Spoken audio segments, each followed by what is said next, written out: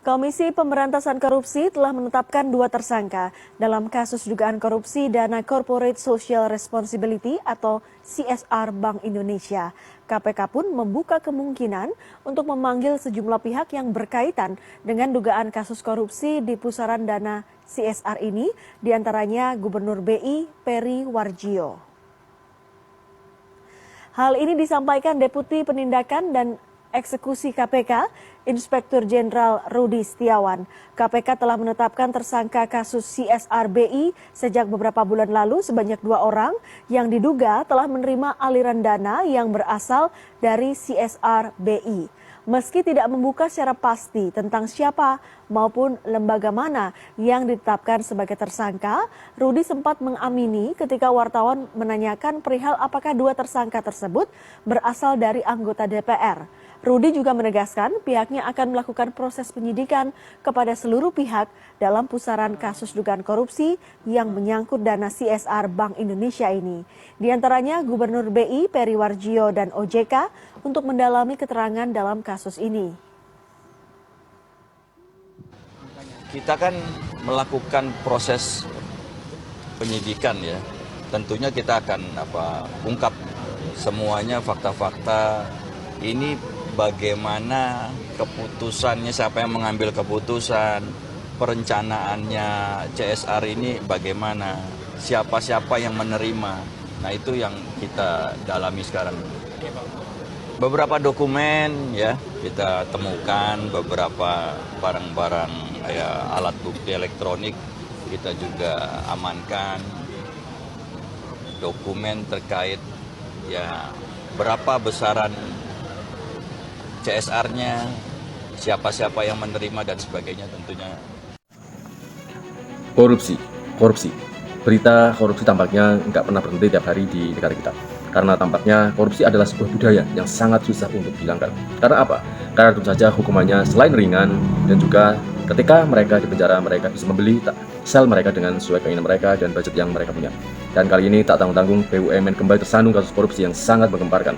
Di mana ternyata korupsi tersebut adalah uang zakat. Ya, sebenarnya ini adalah sebuah manipulasi tentang dana atau sebuah sistem yang mereka rancang hingga disebut uang zakat dan kemudian mereka justru bukan dizakatkan tapi diambil oleh oknum di Bank Indonesia.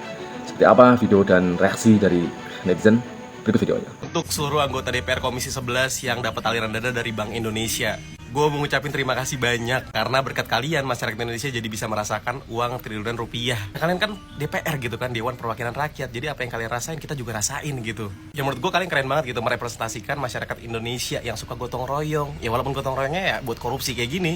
Ya satu komisi gitu kan korupsinya. Ya tapi nggak apa-apa, menurut gue tetap keren. Lagian kan dana CSR ini kan memang harus turun ke masyarakat miskin kan. Ya kalian kan juga rakyat miskin gitu kan. Miskin akal sehat. Enggak, gue nggak bilang rakus kok. Ya mungkin kalian butuh uang aja gitu kan. Kalau gue boleh saran sih sekali lagi aja gitu kalian gotong royong. Ya gotong royong buat sama-sama mundur gitu dari kursi DPR. Kasus korupsi baru lagi, KPK tetapkan tersangka kasus korupsi LPEI rugikan negara 11,7 triliun. Gunakan kode uang zakat. Si anjir sampai bosan gak sih tiap hari kasus korupsi ketangkapan. Tapi jujur gue senang ngeliat mereka ketangkep. Maksudnya apa nih uang zakat gue bahas? Sumpah cara main mereka pinter banget. Jadi si koruptor-koruptor itu minta jatah sama para debitur 2,5 sampai dengan 5% dari kredit yang diberikan. Terus mereka mencairkan dana itu dengan embel-embel di transfernya itu penjelasannya uang zakat. Padahal jelas-jelas uang korupsi yang merugi negara sampai 11 triliun. Dan KPK udah tetapin 5 tersangka. Di antaranya 2-nya dirut dari LPEI. Kurang ngajar gak lo? Dan 3 orang lainnya itu dari PP yang lain lagi. Itu diantaranya dirutnya juga. Gila ya orang-orang ini. Pakai embel-embel uang zakat. Zakat dulu belum tentu. Zakat yang lu keluarin juga belum tentu berkah. Orang lu aja ngambilin uang-uang masyarakat, uang-uang negara kok. Tapi jujur gak sih, belakangan ini lu pasti kesel ngelihat korupsi lagi. Tapi satu sisi kita harus senang. Kenapa? Ini bukti bahwa KPK, Kejagung ini lagi pada nangkepin tikus-tikus. Kerasa gak sih lo? Tapi ingat, itu bisa jadi pengalihan isu dari kasus Pertamina kemarin. Ingat, kita masyarakat masih bisa nuntut Pertamina karena kita merasa ditipu dan dirugikan karena kasus bensin oplosan. Tinggal nunggu nih, ada nggak yang mau mulai untuk nuntut Pertamina untuk melakukan ganti rugi terhadap kita ataupun kalian yang merasa pernah ditipu sama mereka? Gimana? Makin menyala nggak ngeliat Indonesia sekarang? Kejagung, KPK ini lagi nangkepin tikus-tikus. Oh, semangat terus Kejagung, semangat terus.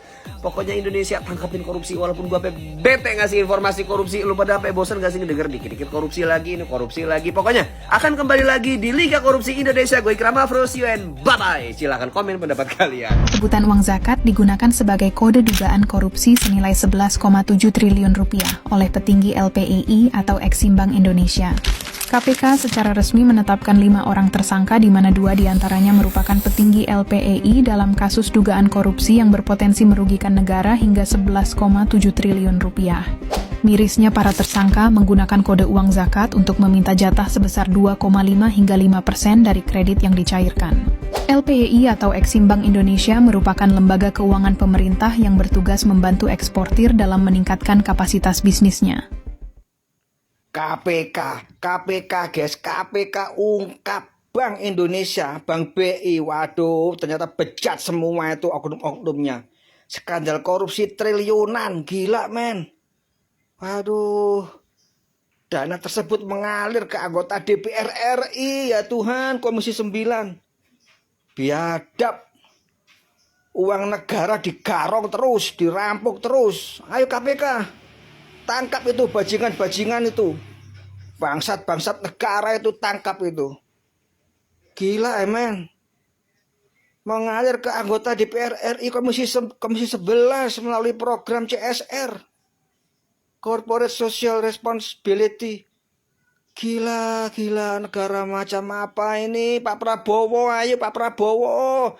Banyak maling-maling di bawahanmu itu. Maling. Jancuk. Uang negara dirampok terus, digarong terus. Sudah zaman rezim sebelumnya juga sama. Sekarang juga masih, tapi ini masih terkontaminasi dengan sebelumnya ini. Karena Bapak Prabowo belum merubah hukum para perampok maling-maling uang negara ini. Ya wes guys.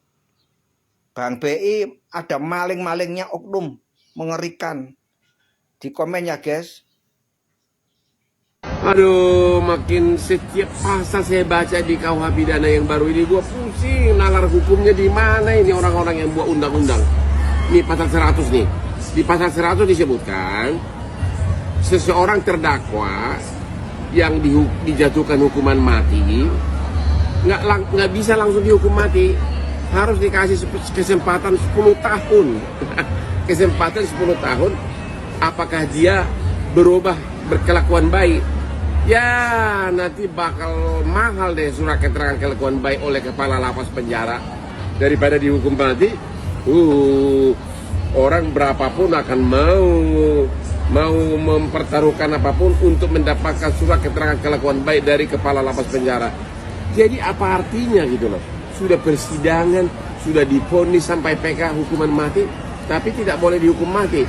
Harus menunggu 10 tahun untuk melihat apakah mental orang ini berubah menjadi kelakuan baik. Ya di penjara ya, yang menentukan kelakuan baik kan kepala lapas. Waduh, surat keterangan kelakuan baik nanti pasti surat paling mahal harganya di dunia. Orang akan mempertaruhkan apapun agar mendapatkan surat keterangan kelakuan baik.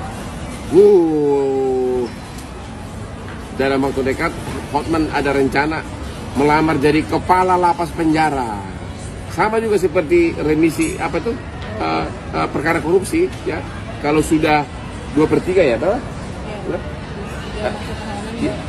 Kalau 2/3 masa tahanan udah bisa keluar kalau ada surat keterangan kelakuan baik juga. Waduh, kepala lapas penjara menjadi jabatan yang sangat prestisius dan sangat bergengsi.